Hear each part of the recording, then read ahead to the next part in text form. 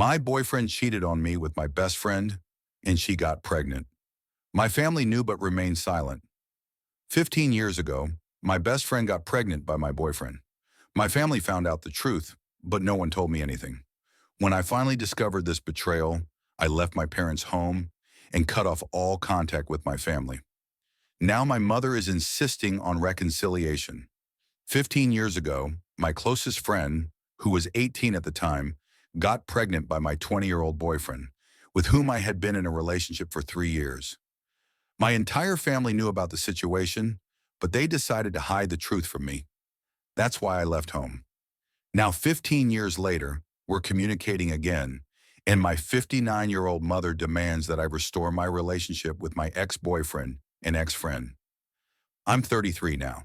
This story began 15 years ago and significantly impacted my entire life. At 18, as a high school graduate, I sincerely believed my life was on the right track. I lived with my parents and four siblings, 23, 22, 20, and 14 years old, and spent most of my time either with my best friend Ashley, 18, or with my boyfriend Kyle, 20, with whom I had been in a relationship for 3 years. Ashley's and Kyle's parents were close friends with my parents, so we had known each other since childhood. We celebrated holidays and birthdays together and often visited each other since we lived in the same town. Ashley had been my friend for 18 years, and I truly trusted her completely. Our parents sometimes joked that we were like conjoined twins. We were so inseparable. I had been dating Kyle for 3 years and believed he was the love of my life and that we would definitely create a family together. We had a serious relationship. We even discussed marriage after he finished college. At that time, he was a sophomore. Although I planned to go to university, I was quite comfortable with the prospect of becoming Kyle's wife and a housewife. My parents loved Kyle and supported our relationship. I was truly happy. I should note that my 20-year-old sister was dating Kyle's 23-year-old brother, and all our siblings were also very close. At some point, I noticed that Ashley had become depressed and withdrawn. After much questioning, she admitted she was pregnant. I was surprised since I knew she had broken up with her boyfriend some time ago and wasn't aware she had someone new. When I asked who the father of the child was, she didn't want to say, only hinting it was her ex. She was desperate, so I didn't push and just tried to support her. I was with her when she told her family about the pregnancy. Her parents were disappointed but promised to support whatever decision she made. They tried to find out who the father was, but Ashley refused to name him and made me promise to keep the secret. Her parents didn't even know she had ever had a boyfriend. I supported her throughout all 9 months, accompanied her to ultrasounds and doctor's appointments, helped set up the nursery, was there during moments of illness, organized a baby shower, went shopping with her, attended classes for expectant parents. We chose a name for the baby together, and she even asked me to be present at the birth. I saw that the pregnancy was physically and emotionally difficult for her, and I tried to support her in every possible way. She was my best friend, always there for me, and I loved her very much. A few weeks before the expected due date, I went to the mall on an errand and accidentally met Ashley's ex-boyfriend.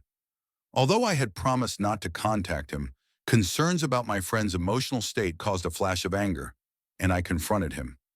I told him everything I thought, called him worthless for abandoning a pregnant girl and not caring about his unborn child. He looked shocked and said he had no idea what I was talking about. It turned out that Ashley had never told him about her pregnancy. When I mentioned she was already in her 9th month, he replied that he couldn't be the father since they had broken up more than a year ago and hadn't had any relationship since then. I was confused but still apologized to him for yelling in the middle of the mall. After that, he became sarcastic, said many unpleasant things, and then added that maybe I should ask Ashley's friend Kyle if he was the father of the child. I didn't give much weight to his words. Kyle and Ashley had been friends all their lives. The three of us were very close because of our parents' friendship, but there had never been any signs that something was happening between them.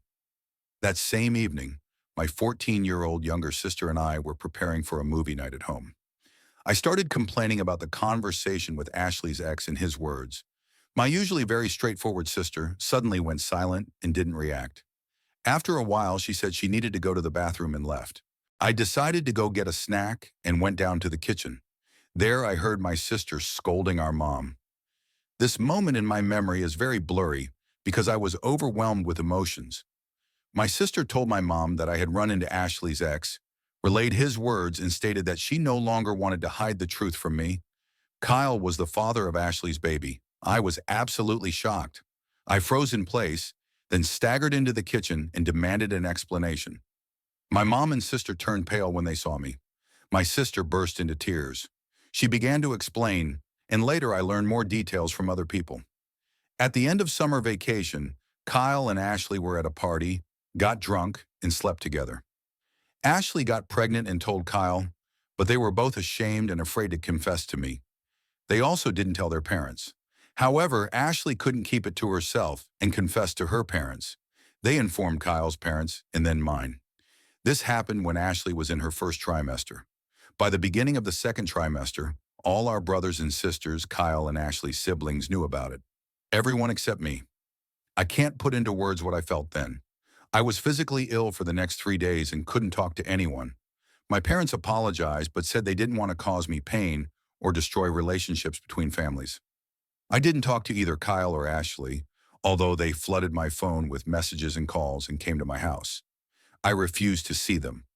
At one point, Kyle's mother came to our house, and my mother let her into my room. I was lying in bed, still feeling ill, emotionally drained from the betrayal. She tried to convince me to forgive them, saying that Ashley and the baby needed me. I remained silent. 2 weeks later, Ashley went into labor. I learned from my parents that she had a difficult delivery, lost a lot of blood, and had an emergency cesarean section. Kyle, as it turned out, was present at the birth. I was devastated, heartbroken by the betrayal of both, because I had planned to be there but now physically and emotionally couldn't, even though I had been waiting for this moment for 9 months. My older sister went to the hospital to see her boyfriend. The rest of my siblings weren't home, so I was left alone with my parents. All I wanted was to lie in bed, cuddle with my mom, and cry out all my feelings. My mom got a call from Ashley's mother. She came into my room and said that she and my father were going to the hospital. I was bewildered and asked her to stay with me. She said that Ashley's parents needed all the support they could get and that we would discuss everything later. I tried to explain to her not to leave, that I needed their support too, but she replied that I was being selfish, and they left. I was left alone in the house and just couldn't comprehend what had happened over the past few weeks. I couldn't believe that my parents went to support people who had betrayed me while I suffered alone. Was I really being selfish thinking so? I don't know. At some point, my sadness turned to rage, a kind I had never experienced before. In a surge of emotions and feelings of betrayal, I began packing my things. I decided to leave home. It took me some time to realize this, and I started to hesitate, just sitting in the living room feeling empty. After a while, I received a message from my sister. It said that Ashley had given birth to a healthy baby girl and that both of them were fine. She attached a photo of the newborn and wrote that they named her Sarah, the name Ashley and I had chosen several months ago. A little later, she sent a second message. My parents, along with her, Ashley's and Kyle's parents, were going to a bar to celebrate the birth of the child. I don't remember well what happened next. I think I was just completely devastated, and my memory of this time is very foggy. I left. I got on a train and went away. I lived in a hostel in Phoenix for a while, got a job at a store, and planned to finish school. My parents, brothers and sisters, Kyle and Ashley, tried to contact me. Mom left me panicked voice messages demanding that I return. They even filed a missing person report. But since I was 18, it seems it didn't lead anywhere. Soon after I met Dean, 21. He also lived in Phoenix and had complicated relationships with his family. We quickly found common ground and became friends. He helped me a lot during that period. It was hard for me. I had no idea how to take care of myself or how to be an adult in general. Dean introduced me to his friends, helped me finish school, and soon I moved in with him and his roommates. He supported me when I was going through my pain. I was really struggling with myself, sometimes regretting my decision, wanting to see a psychologist but couldn't afford it at all. He was there for me through everything, and I don't think I would have lasted long without him. After a year, we started dating. He inherited money from his grandfather and decided to move to a big city on the other side of the country. Although we hadn't been together long, he suggested I go with him. I was a bit hesitant because we both had a lot of emotional baggage, and I still felt insecure about my life situation, but ultimately agreed. We moved, found jobs, and tried to survive. Shortly after my 21st birthday, we decided to get married. It was a spontaneous, crazy decision, but we did it. I enrolled in university and Dean helped me pay for my education. He started his own company, which began to generate income, and we started living more comfortably. I studied at the university and worked part-time to contribute. We had our ups and downs, but we managed.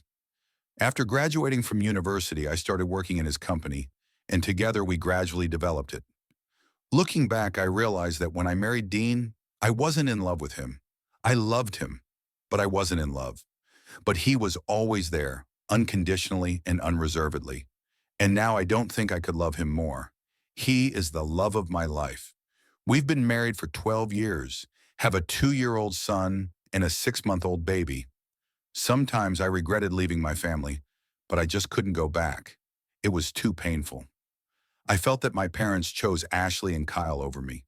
At 25, I went to a psychologist to sort out my emotions. Last year, I received a letter from a 14-year-old girl named Evelyn. She explained that she was my niece, the daughter of my older sister and Kyle's brother. She knew about me and wanted to get to know me. Although I was unsure whether to respond, we did start corresponding. I should note that she didn't know what happened 15 years ago, so our conversations were quite harmless. We talked about her school, hobbies. She told me about my family. I learned that I have 10 nieces and nephews. I also found out that Kyle married Ashley 4 years after I left, and they had 2 more sons besides Sarah. My parents continued to be friends with Kyle and Ashley's families, and to me, it looked as if my family continued to live their normal life despite my absence. Evelyn tried to talk to me about the past, but I didn't think I should explain anything to her, so I just said that many things change, and sometimes things happen in life that make people go their separate ways. We continued to correspond occasionally for almost a year. In her letter in January of this year, Evelyn described how the pandemic had severely affected their entire family, how my parents were struggling to keep their house, and both my brothers had lost their jobs and couldn't pay their bills.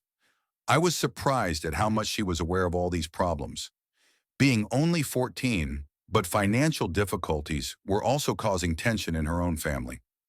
I developed feelings of guilt and regret, and I had also recently given birth, which added to my emotions. I talked to my husband and he was very supportive, saying he would be by my side whatever I decided. We are financially stable. The pandemic didn't significantly affect our situation.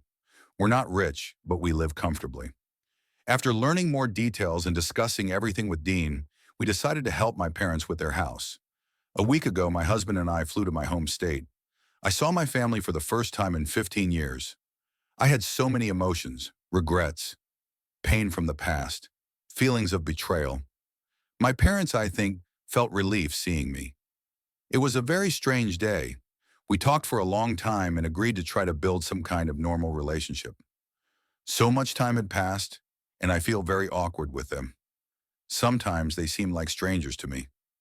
Dean and I spent a week there, continued to communicate, and I truly believed we were moving toward building friendly relationships. But then my mom started insisting that I sit down and talk with Kyle and Ashley. She explained that she wanted everything to be like it was before. I said I didn't want to talk to them.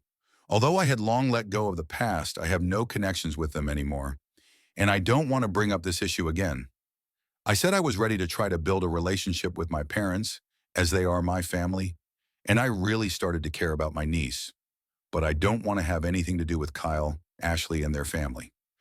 I never demanded that my parents stop communicating with them, but I don't want to myself. Dean supported me. Mom called me selfish and said that I simply had to try to restore our relationships. I replied that I wasn't going to negotiate, and now it was up to her whether she wanted to have a relationship with me or not. She said okay, but 2 days later, Kyle's mother called me. I hadn't given her my number. She demanded, yes, demanded, that I talk to Kyle and Ashley, as my return had created tension in their family. I hung up. I called my mom and asked her directly. It turned out that she herself had given my number to this woman to restore family ties. I told her she was choosing them over me again. She cried, yelled at me, called me selfish, said she just wanted her family back. I hung up again.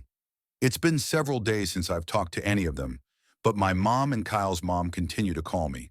Although I think I'm right, and I believe I should put my well-being first, as well as the well-being and happiness of my husband, who supports me 100% and even put my mom in her place, and my sons, I'm starting to have doubts.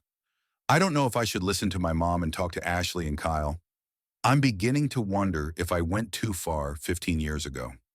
I feel like maybe I really am being selfish by not trying to restore relationships.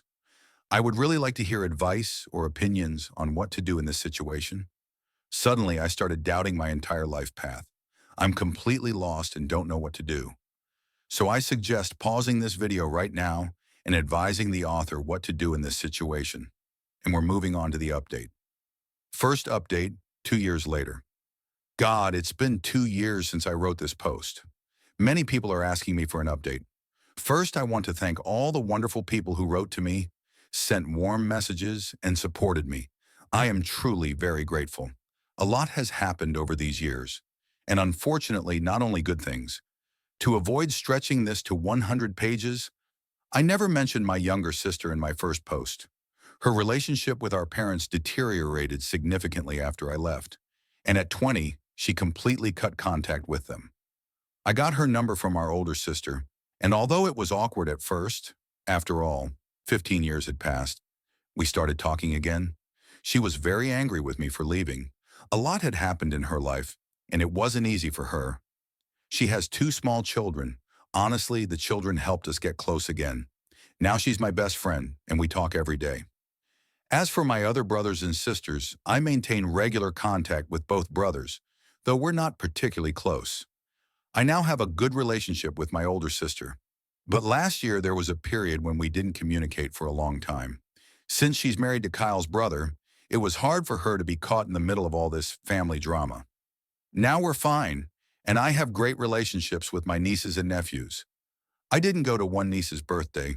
I just felt it would be too difficult for me. Now about my parents. This is the most painful topic for me, and at some point I felt like I was reliving all those terrible emotions I experienced at 18. My mom wouldn't stop pestering me about not talking to Kyle and Ashley. Her calls on this topic continued for months, even after I returned home. It bordered on emotional blackmail. She blamed me for not respecting her wishes, for her problems with friends, for health issues, and then even accused me of taking her grandchildren away from her. Last June, I had a daughter, and it seems this finally drove my mom crazy. I'm talking about 100 calls a day, messages every 20 minutes about anything, news about people I don't even want to hear about. When she started bothering Dean, I couldn't take it anymore. I was afraid to block her, so I talked to my father. This was probably the first truly honest conversation between us in 17 years. I was emotionally drained, tired from caring for 3 children, and just at my limit. I probably dumped all my feelings and emotions on him. I don't know what happened between them after that. He doesn't really talk about it, but her calls gradually stopped. And something clearly happened because in August my father filed for divorce. Now my father and I maintain regular contact, though I think our relationship will never be the same again. Mom is in complete despair. In August her calls turned into madness. And as it turned out, not just to me, I changed my number, and since February, she can no longer contact me. One of my brothers reported that she started having problems with anxiety and depression and lost many friends. I don't know if she maintains contact with Kyle and Ashley's families. I no longer wish to have any relationship with her and don't want her to approach my children. What she said about me, about my spouse, whom she barely knows, and after a 15-year absence in my life, it's real madness. Yes, I'm sorry that I no longer have a mother, but attempts to restore even fragments of the relationship seem like a pointless waste of energy and just torture. As for Kyle and Ashley, I received several calls from Kyle's mother, as I already mentioned in my post. I blocked her, and no one else called me. I have no idea what they're doing or where they are now. We don't communicate. The only thing that happened in August, when everything went to hell, was that my brother-in-law, Kyle's brother, gave me a letter supposedly written by Ashley. I never opened it and don't know if I want to. I feel that I've already processed and let go of their betrayal, but at the same time, I'm curious about what she wants to say after so many years. However, it might stir up emotions, and I'm not sure I want to experience all of that again. Now I'm doing fine. I'm trying to focus on my family and really hope that all of this is finally behind me. Thank you all again. If something happens, I'll try to write an update sooner. Second update, 1 month later. I've been asked many questions, and I can't answer them all right now. I plan to update the information later, but for now I'll answer the most frequent ones. I still haven't read Ashley's letter. After the previous update, I started going to therapy again, and Dean and I decided it would be best to give the letter to my psychologist and let them decide when and if I'll be ready to read it. I haven't communicated with my mom since the last update. I received a message from her on Facebook, as well as from Ashley's mom, which happened for the first time. I didn't even read it. I've now deleted Facebook. Neither Kyle nor Ashley have tried to contact me through social media. The only thing I know is that Kyle asked my brother-in-law, his brother, to give him my address or number, but he refused. Then Ashley gave him the letter. Now my brother-in-law isn't communicating with his family. Kyle and Ashley have separated, according to my brother-in-law, but he doesn't know whether they're divorced or not. Last week, my father was in town. He doesn't know my address and has never been to my home. For the first time in almost 20 years, we had an honest and frank conversation. It was very difficult and it took me several days to recover, but it was necessary. I learned a lot of new things about my mom. Many of you assume there must have been something in her past that made her this way, and about what happened between when they found out about Ashley's pregnancy and my return 2 years ago. This is a huge amount of information, and I'll have to spend a long time processing it in therapy. It's really a lot, so most likely I'll write a separate update about it. Also about my younger sister. She's not to blame at all, and I never accused her of hiding the truth from me. She was a teenager. She understood that it was wrong, but was under enormous pressure from our mother. After I left, her life turned into hell. My mom was just unbearable and blamed her for everything. Thank you again for your support and kind words. Please appreciate your loved ones if they're truly there for you in good and bad times. Call your parents and brothers or sisters. Tell them how much you love them. In such moments, we realize how often we underestimate those who are truly important. Thank you, and I hope you're all doing well. Author's comment after 2 months. From my father, I learned that, according to him, Ashley and Kyle didn't have a relationship before the cheating, but this could be a lie, and apparently she did like him. So it wasn't just random drunk intimacy with anyone. If I had found out about this then, it would have killed me. But I already suspected it anyway, even without words. Her ex suspected something. They weren't dating by the time that party happened, but I think he never liked Kyle anyway. So for him, their close relationship was a red flag. I wasn't a partygoer, and neither was Ashley, but I don't know why exactly they went to a party that day. I don't know if they came together or separately, but likely separately. Ashley had other friends who liked parties. As for alcohol, I don't remember them ever being heavy drinkers. At least, I never saw Ashley so drunk that she lost control or memory. So I never really believed this version, but I wasn't there. And it doesn't matter whether they were drunk or not, it's still betrayal. I started receiving several messages from Kyle.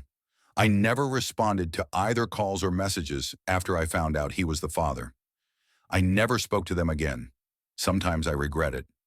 Maybe it would have been better for all of us if I had just expressed everything that was on my mind and then cut contact with them.